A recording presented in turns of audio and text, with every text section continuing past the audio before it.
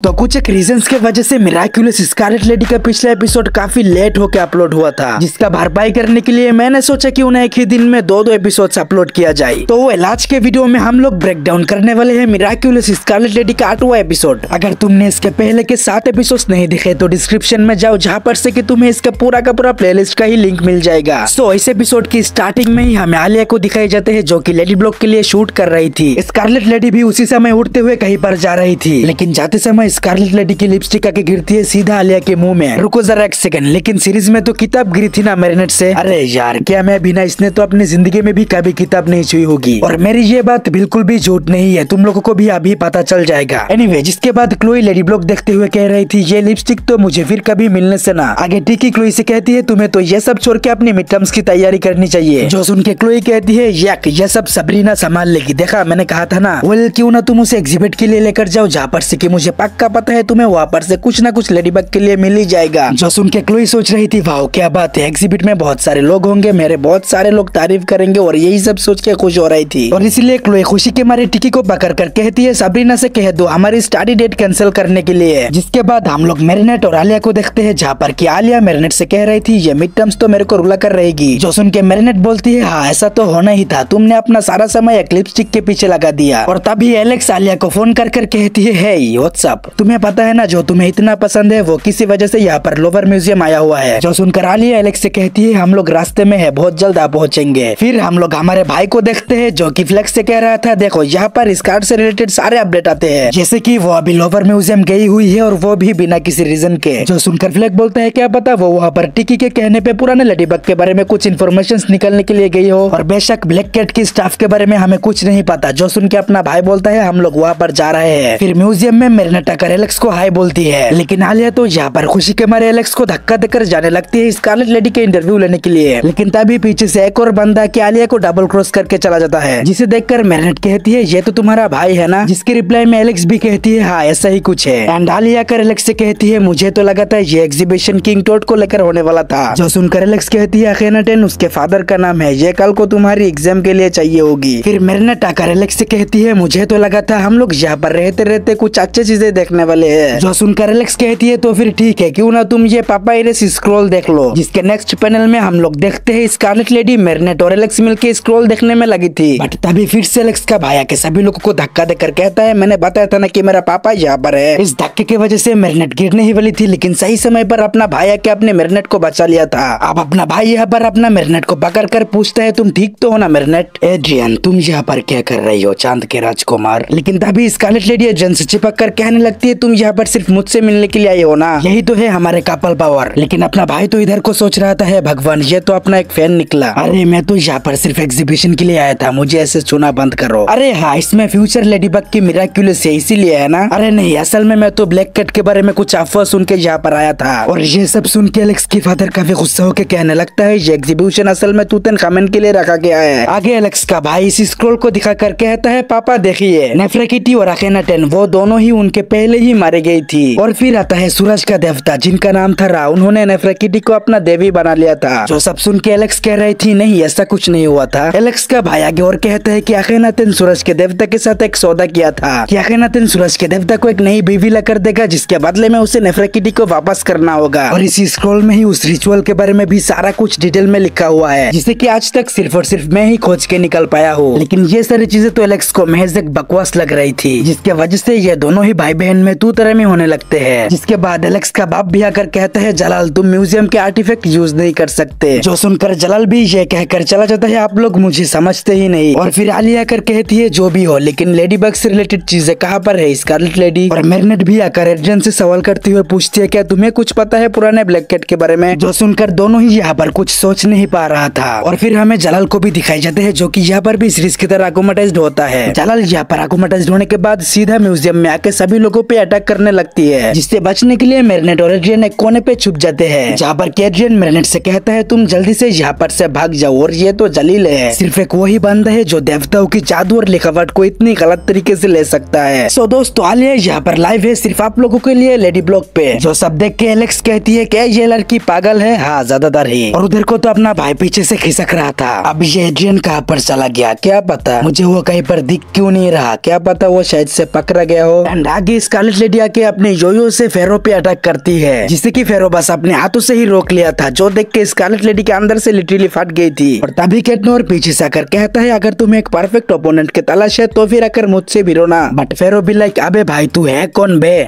तुझे मेरी जीवन कहानी के बारे में कुछ भी नहीं पता। कैट अप। इस बात से अपना भाई को इतना बड़ा सदमा लगता है कि बेचारा ट्रॉमाटाइज्ड होकर यहीं पे गिर गया था। जो सारा कुछ आलिया यहीं पे रह के लेडी ब्लॉक के लिए शूट कर रही थी, जिससे कि आलिया आसानी से फेरो की नजर में आ गई थी। इसलिए फेरो आलिया को यहाँ से किडनैप करके ले जाने लगता है। ऐसा क्यों, हमें एपिसोड में आगे पता चलेगा। आलिया यहाँ पर फेरो से पूछती है ये पापायरस पर काले धब्बे वाले गॉडेस कौन है। दी लेडीबग गॉडेस वही है जो 5000 साल पहले मुझे इस रिचुअल को कंप्लीट करने से रोक दी थी। जो सब देख के कैटनोर कहता है लगता है जालिल अपने फैंटेसी वाले दुनिया में और भी खोए जा रहा है। और फिर वही सीरीज की तरह यहाँ पर भी आलिया को मॉमीज लोग मिल के बलि चढ़ाने के लिए लेकर जा रहा था। जो सब देखकर स्कारलेट लेडी कहती है गली का बिल्ला जाकर उन लोगों का ध्यान बटाओ, जब तक ना मैं लेडी ब्लॉगर वाली लड़की को जाकर बचा लूं। जो सुनकर कैटनोर फटाफट से जाता है उन लोगों का ध्यान बटाने का काम करने के लिए, जिसका फायदा उठा के स्कारलेट लेडी फेरो पे अटैक करके आलिया को बचाने की कोशिश करती है। लेकिन वो लोग बीच में होने के कारण मॉमीज लोग स्कारलेट लेडी और कैटनोर को चारों ओर से घेर लिया था। अब यहाँ पर स्कारलेट लेडी और कुछ कर नहीं सकती थी, इसीलिए अपनी लकी चार्म को बुलाती है, जो कि इस बार स्कारलेट लेडी की ही नकली कॉस्ट्यूम थी। एलेक्स और मेरिनेट आकर कहती है आकुमा उसकी नेकलेस में छुपा होगा, हमें उसी को तोड़ना है। और फिर ये चारों लोग मिलके एक साथ कुछ तो प्लानिंग करने लगती है। दूसरी तरफ हमें फेरो को दिखाई जाते हैं, जो कि आलिया को बलि चढ़ाने के लिए किसी लेजर के ऊपर बैठा दिया था। और तभी पीछे से स्कारलेट लेडी आकर कहती है हे डमी मेरे पास तुम्हारे लिए एक बेहतर ऑफर है, क्यों ना तुम मुझे ही बलि चढ़ा दो। जिसकी रिप्लाई में फेरो बोलता है हाँ इससे मेरा बदला भी बुरा हो जाएगा। लेकिन बीच में से एलेक्स टोकती हुए कहती है लेकिन मुझे तो लगा था सिर्फ शुद्ध आत्मा को ही बलि चढ़ाया जा सकता है। जिससे कि बीच में रहकर थोड़ा सा और पुश करने के लिए मेरिनेट लेडीबग की कॉस्ट्यूम पहनकर फेरो से आकर कहती है अगर तुम वाकई में यही चाहते हो तो कम से कम इतना तो देख लो कि उसके पास असली इयररिंग्स है कि नहीं। जो सब बातें सुनकर फेरो कंफ्यूज होने लगता है, क्या तुम नकली हो, मुझे असली इयररिंग्स चाहिए। फिर हुकमत कहता है फेरो जल्दी से उसकी मिराक्युलस ले लो। जो सुन के फेरो तीनों से कहता है बस अब बहुत हुआ, अब लड़ना बंद करो और जल्दी से अपनी इयररिंग्स मुझे दे दो। जो सुन के ये तीनों लड़कियां कहती है लेकिन यहाँ पर लड़ाई कौन कर रही है। और इसी मौके का फायदा उठाकर तीनों लड़कियां एक साथ मिलकर उसके गले से नेकलेस खींच के कैटनोर की तरफ फेंक के मारता है, जिसे कि तोड़ते ही उसमें से आकुमा बाहर निकल आता है। अब यहाँ पर इसके बाद का पैनल तुम देखो कि यहाँ पर हो क्या रही है, जहाँ पर की स्कारलेट लेडी मेरिनेट की लेडीबग वाली कॉस्ट्यूम उतारते हुए कह रही थी जल्दी से इसे उतारो और मेरी नकल करना बंद करो। अपना मेरिनेट तो यहाँ पर गिड़गिड़ाते हुए कह रही थी ठीक है कम से कम मुझे अपनी पैंट तो पहन के रहने दो। अबे भाई चल कर रहा इधर ये सब, अब तो मेरे को भी तुम लोगों से कुछ पूछने का मन कर रहा है, कौन सा कलर का चड्डी पहने हो।